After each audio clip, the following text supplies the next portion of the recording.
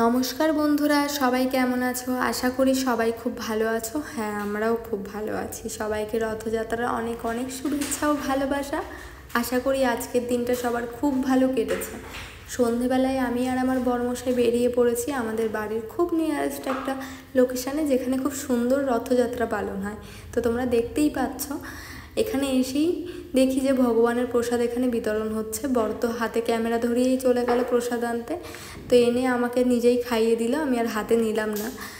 তারপরে দেখছি রথটাকে সবাই মিলে টানছে, এত অসম্ভব সুন্দর লাগছিল। জানি না তোমরা ফোনের স্ক্রিনে দেখে কতটা বুঝবে।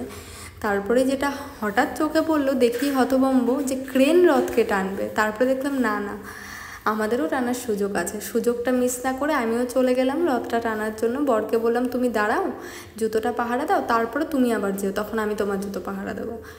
তো আমি চলে আসলাম। এরপরে আমার বড় মশাই যাবে রথ টানতে, তো আমার বড় চলে গেল।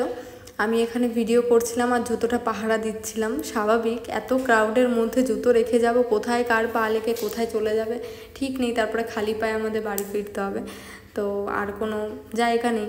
সো এরকমভাবেই রথ দেখে ক্রাউডের মধ্যে দুইজন মিলে হাঁটতে হাঁটতে বাড়ির দিকে যাচ্ছি। তো দেখতেই পাচ্ছ, এরপরে লাস্ট যেটা ছিল যে জগন্নাথের রথ, ওটাও দেখলাম। দেখে আমরা ঢুকলাম মেলায়, ওখান থেকে খেলাম পাপড়ি চাট, তারপরে আইসক্রিমও খেয়েছিলাম। তো ওটার ক্লিপ আর নেওয়া হয়নি। এরপরে অনেক রাত হয়ে যাওয়াতে আমরা বাড়ির দিকে রওনা দিলাম। আর এই যে তার ছোট্ট একটা ক্লিপ। সবাই ভালো থেকো, সুস্থ থেকো, গুড নাইট।